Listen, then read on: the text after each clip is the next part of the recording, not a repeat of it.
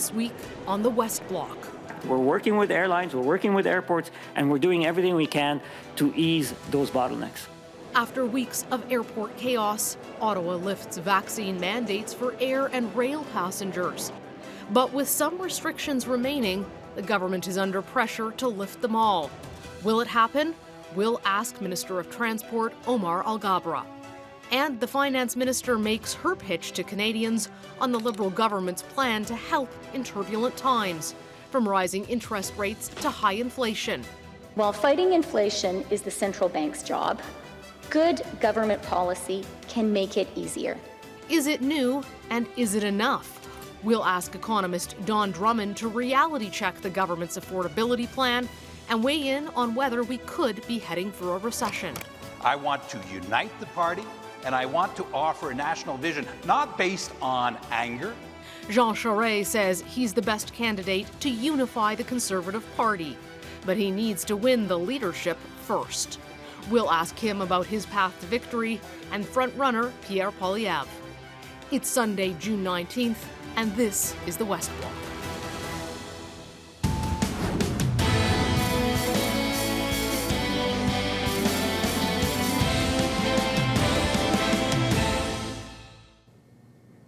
Thank you for joining us today. I'm Mercedes Stephenson.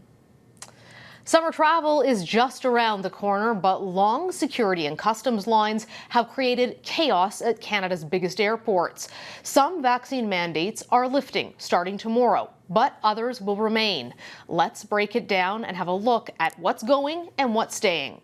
There will be no vaccine mandates to board a plane or train for domestic and outbound international travel. But all travelers coming into Canada are required to be vaccinated. This includes cross-border truckers. Anyone entering Canada must still fill out their information on the ArriveCAN app, whether arriving by land or air. Vaccine mandates are still required for cruise ships, and mask mandates remain in place. I'm joined by Transport Minister Omar Alghabra to talk about all of this now. Thank you so much for joining us today, Minister. Nice to see you. Hi, Mercedes. Nice to be with you, and happy Father's Day to your viewers. Thank you. You know, a lot of folks traveling for Father's Day, potentially, something they haven't necessarily been able to do for the past couple of years with all the different variants of COVID. And I know you are no stranger to the issue of how long it is taking people to get through airports. Your government announced some changes that may help to ease some of that in terms of the mandates that are in place that we just were walking through. There's still a lot of confusion and a lot of wait times at the airport. And one thing that we keep hearing from viewers is that they are having to check in hours and hours early. You have promised there's more staff coming to help with this, but it kind of seems like your government didn't take this seriously in the first place. Should you have moved more quickly? Mercedes, we're taking this issue extremely seriously. And just so you and your viewers know that many economists predicted that the travel will not come back to normal until 2025. However, given the phenomena and the surge that we're witnessing today, many are saying, in fact, we're going to come back to normal maybe by the end of this year or next year, and leisure travel is exceeding what 2019 levels were. What that tells us is that the surge that is happening is really a new phenomena. It's great news after the pandemic, but it's obviously causing delays. But our government is acting. We've added almost 1,000 employees to CATSA, now almost exceeding 2019 employment level. We're adding staff to CBSA. We're changing some of the public health rules. We're working with airlines and airports. So we're focused on this. I know it's frustrating, and we're taking this issue extremely seriously, and we're focusing on it urgently. I'm curious who those economists were talking to, because a lot of folks have been saying they're super anxious to travel and see family members and get back on the road. You did see early signs of this, that it was starting to become a problem with 3-hour check-ins. When, if you have these additional staff coming, will Canada return to what is the international standard, which is that people can arrive at the airport 45 minutes before a domestic flight and 1 hour before an international flight? So speaking of international standard, Mercedes, you know the same phenomena is being experienced today at Heathrow, at Amsterdam, at Dublin, in Paris, at many other airports around the world. Having said that, it is critical that we address it. And we are seeing improvements today. In fact, last week, we saw a reduction in waiting time by 50%. We're now seeing that 90% of passengers going through CATSA are waiting 50 minutes or less, which is a significant improvement from where it used to be a few weeks ago. So we're acting and we're continuing to add resources. We expect the same from the airlines, from airports, and we will remain focused on this until we ease and ensure that the experience of travelers are more efficient and convenient. One controversial measure that's remaining in place is the Arrive Canada app. I've tried to fill this out myself when I was coming back from reporting in Europe, and a lot of folks on the plane were having trouble with it. The union behind the CBSA, the Canada Border Services Agency, says that their border agents have in effect become technical support with people who are struggling to use this app.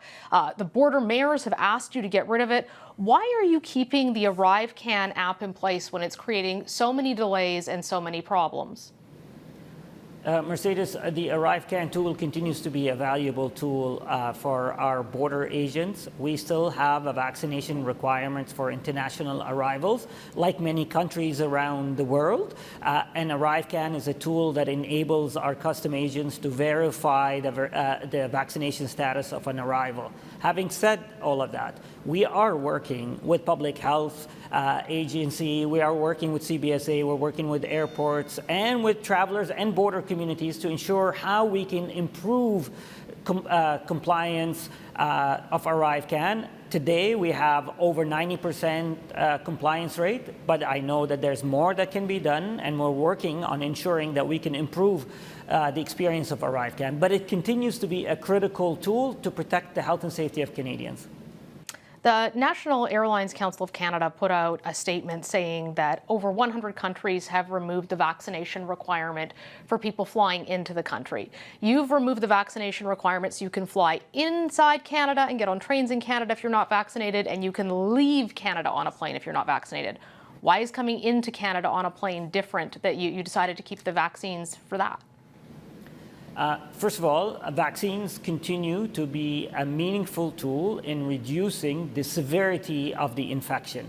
And in order for us to minimize the odds of importing any type of variant and protecting our health system, vaccination remains an important tool at our borders. And second, there are many countries around the world that continue to have a vaccine requirement at their borders, including the United States and many European countries.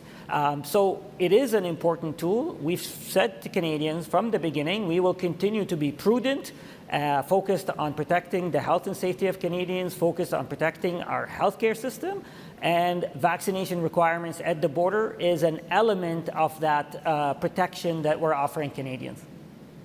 We don't have long left, but one last question for you. Masking on planes and trains. Are you looking at removing that like the United States has? So masks continue to prove to be an effective tool at reducing transmission.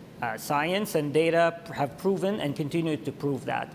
Second, it is a minor inconvenience that we're asking travelers to endure that offers meaningful protections to themselves and to the passengers sitting next to them in a small enclosed space. I'm thinking of an immune-compromised person or an elderly person who's traveling. So masks continue to offer protection, and we think it's a minor inconvenience that I know that most passengers will feel comfortable getting on a plane while everybody else is wearing masks. Minister Al-Gabra, I know with the travel season hitting its peak for the summer starting next week, we will be watching closely what's happening at airports. Thank you so much for joining us today. Thank you, Mercedes. Up next, the Finance Minister's affordability plan. Is the government on the right track? We'll ask economist Don Drummond about inflation, stagflation, and what Ottawa is doing to help.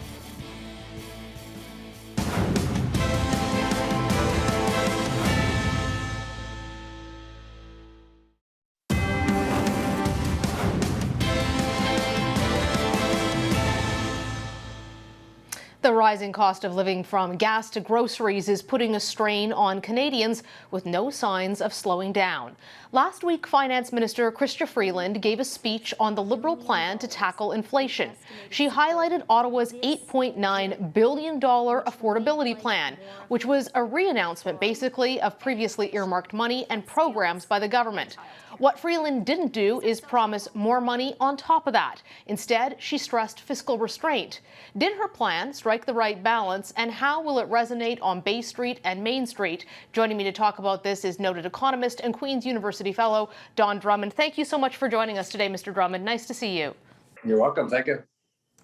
This is obviously a pretty serious financial situation, and folks are wondering what's contributing to it and how long it will go on. What's your analysis on what's led us to this point and what we should expect? Well, it started off with some special factors. We had the global supply chains that were choked, and so a lot of goods you couldn't get, like good luck getting a window or door. They're months and months backlogged, and if you could get them, obviously the price was up. And then, of course, we had the Russian invasion of Ukraine, which has had two effects. That spiked fuel prices, and particularly with Europe being cut off of the natural gas. But also, Ukraine's an incredible producer and exporter of agricultural products, and much of that has been cut off of the market. So that probably would have caused a significant inflation problem itself. But then now we've added on a new phenomenon, and that's the good old-fashioned excess demand. There's a lot of demand in the economy running up against that constrained supply. And the easiest way to understand that is to look at the labor market. The unemployment rate in Canada is just a tad above 5%. We've had the current labor force survey all the way back to 1976, and this is lowest by far of the unemployment we've ever had. The flip side, we have the highest employment ratio, and it's widespread. It's the highest employment ratio for women, highest employment ratio for Indigenous people, highest employment ratio for recent immigrants. You go on, the labor market is red hot. And it's being reflected in wages. They're going up double what the rate of inflation used to be. They're not going up enough to cover their ration, but it's not just a one-shot wonder that's hitting fuel or agriculture prices. It's getting embedded into cost structures through increases in wages. You've seen the government's plan. Now, some folks thought that Madame Freeland would announce more money. She didn't do that. She's erred more on the side of fiscal restraint for this government. They've obviously already spent a lot of money. What's your analysis of their plan? Is it going to help Canadians? Well, I would have appreciated a little bit less of the ex post revision to history. They didn't increase the old age security payment for those 75 plus to help them with the surge of inflation. They didn't even anticipate the surge of inflation at the time. If you go back to the announcement, that was to help them with some costs related to COVID. They had more deliveries and the like. Now, apparently, this is designed to it. So that's not really quite being sincere. But the substance of it, there's not much that they can do. So that they didn't do anything new is actually really a good thing. There's one axiom you can never escape in government. If they do something, somebody has to pay for it sometime. So you can help person X and person Y hits it. The flavor of the month is cut gasoline excise taxes, but guess who pays for that? The people who don't fill up the gas tank, and that doesn't seem fair. Or you borrow and you stick the bill to our children and our grandchildren. We're sending one heck of a bill to them already. So I don't want to see any more of that. So I think the truth is, unfortunately, there's not much that we can do. Given the economy and particularly the labor market is red hot, they have to be cooled. And we have to remember, even though the Bank of Canada has raised interest rates, as we sit here right this moment, they are still adding stimulus. Their interest rate's still not in the range they think is neutral, a range that will be consistent with maintaining 2% inflation, never mind breaking the inflation. Minister Freeland noted that they are in fiscal restraint mode. Well, that's not true. They added $11 billion in net new spending in the budget they just released. So it's not as stimulative as they were before, but they're still adding stimulus. So we've got this outbreak of inflation. A lot of it's excess demand. We have both the monetary and the fiscal authority pouring gas over it. Doesn't make any sense. They're both going to have to change their policy stance. Well, what should they change them to? Well, at a minimum, the Bank of Canada has to get into what they estimate is their neutral range of interest rate, 2 to 3%. But I don't think that will do the trick. I think the inflation pressures are too embedded. They will have to raise the rates above 3%. There's a lot of chatter. Do they do that and continuing at 50 basis points? Do they do the 75? I don't think it matters. I think they should be straightforward with the Canadians and say, look, interest rates are going to go up quite a bit more. And we're not just seeing short-term interest rates going up. We're seeing the longer-term long-term interest rates go up. And the government has to put a little more pressure to try to get back to a balanced budget. Not immediately. You don't want to cause a recession by suddenly withdrawing the stimulus, but keep in mind their last budget just added more stimulus. They can't be doing that anymore. At least the first step was, when you're in the hole, don't keep digging, and they didn't add more expenditure in that statement. It would have been nice if they just said, here's the reasons for it. It's largely going to be on the shoulders of the Monetary Authority, and there's not much that we can do about it. I know, Mr. Drummond, just before the interview, we were talking about historic inflation, and that, in fact, it's been the last 15 years that have been really nice for consumers and for folks that have been out of step with the historical norm. You're saying this is going to continue. We're out of time for today, but we'll certainly be back in the future, because it seems like, unfortunately, this is not going away, and we're going back to those high inflation rates of the past. Thank you so much for joining us. You're welcome back. Up next, a new Leger survey on the Conservative leadership race shows Pierre Poilievre as the top choice for Conservative voters. But Jean Charest says he still has a path to victory. We'll ask him how next.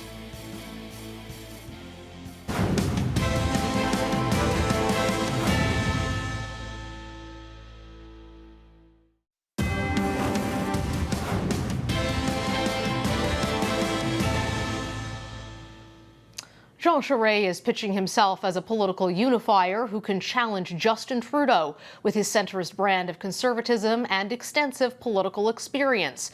That could play well in Ontario and Quebec. Charest says he is creating a home for political orphans with his big tent approach, but critics say his campaign has struggled to gain steam. And there has been, of course, the very public, very bitter, and at times very personal feud with the Pierre Poilievre campaign over populism and the future of conservatism. And that has captured much of the oxygen around the leadership race. Charest has built coalitions before, but can he do it inside the fracturing Conservative Party? Former federal cabinet minister and former Quebec premier Jean Charest joins us now. Thank you so much for being with us today, Mr. Charest. How are you? I'm very well, Mercedes. I'm delighted to join you. You know, you are a familiar face in Canadian politics, and we've spoken to you many times over the years, but this is the first time as a Conservative leadership candidate. Back in 2020, you'd said you didn't really recognize the Conservative Party anymore when you were considering a leadership run then. Obviously, your mind has changed about the value of doing this and whether or not you can win. So why do you believe you're the right leader for the party, and why now? Well, the party needs a unifier. The party needs a leader able to unify the caucus, unify the membership, present a national vision very much focused on the economy, because we're suffering now from the Trudeau government with their lack of economic leadership and even understanding. And we also need a leader, Mercedes, who's going to be able to win a national government. And of all the candidates in this leadership race, I'm the only one who will be able to do that, to expand the base, rally the country, win a national government, and allow us to have a true national conservative government. That's the plan here, and I intend to do exactly that. I wanted to ask you about some polling numbers that we have, and it certainly shows that you have the best chance of expanding the base in a federal election into otherwise Liberal and NDP voters. You came out by far the most popular of the Conservative candidates on that. 25% of Liberals and 25% of NDP voters would choose you over the next closest, which was, I believe, Mr. Brown at 11%. However, inside the Conservative Party, you're not polling nearly as well. When I look at these numbers, it's showing Pierre Poilievre with 44% saying they would vote for him and only 14% who say they would vote for you. Can you win this? Well, the answer is yes, and I will win this. And all of this, by the way, is a leadership race that is based on 100 points per riding. So the number of members is fine. I mean, it is relevant. But if you have 10,000 members in one riding, it's worth 100 points, and 100 members in one riding, it's worth 100 points. So the whole issue here is, as we work our way through the summer, Mercedes, we'll be talking to the members about what the choice is. I think the key question is, are you tired of losing? We've lost 3 consecutive election campaigns, and it isn't so much that Mr. Trudeau won the last campaign. The Conservatives actually lost the last campaign. I will make this party win, and I will win a national government. Well, and I hear you on the numbers reflecting that more broadly, but you would have to win the leadership first. And even membership sales aside, the polling numbers are showing that if Pierre Poilievre is getting 44% potentially inside and you're getting 14, That's a pretty big chasm to close. So why do you think the numbers are showing that if you believe you're going to win? We have run a leadership campaign very much on the ground level and with content, by the way. I'm the only candidate in this race who has really come out with policy proposals that tell our membership where I stand on the issue so they'll know what they're voting for. And we have now until the rest of the summer to make sure that we get the right votes in the right places. Our campaign has been efficient across Canada, and we're very confident that on the point system that I've just referred to, that we will win. And by the way, Mercedes, I mean, the history of the last two leadership races has been very clear. The front runner has lost. And the reason for that is that they top out on the first ballot. There's no one's second choice, which is very much the story for Mr. Poilievre. And whoever's the strongest ends up winning the race. That's how Aaron O'Toole became leader, and that's how Andrew Scheer became leader, and that's how I will become the leader of this party. So whose voters do you believe would go to you in that membership? Because I could see maybe Leslyn Lewis's voters going to someone like Mr. Poilievre. Who's the natural person who falls off that first ballot whose voters then move to you as their second choice? Well, first of all, there's a whole chunk of the membership that was there before the race started.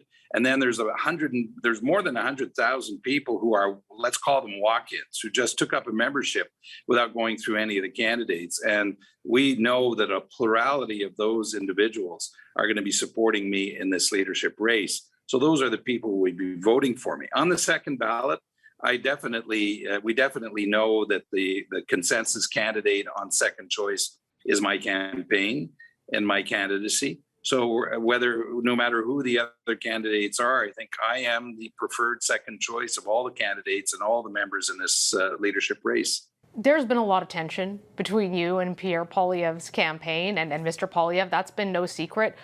Why are you so upset with Mr. Poilievre, and are you worried that being so publicly critical of each other is taking the focus off holding the government to account and putting it onto your own party?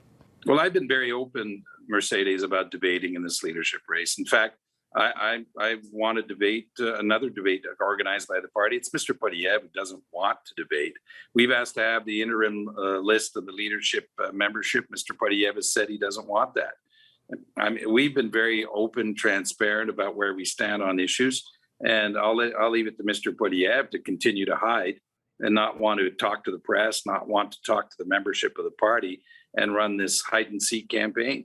And so be it. But in the end of the day, the members will want to know what they're voting for and where we each stand. And in my case, they're going to get a very clear conservative choice as a national conservative government. This is a made-in-Canada conservative leadership race for me and agenda. It's a made-in-Canada conservative government that I'm going to offer Canadians.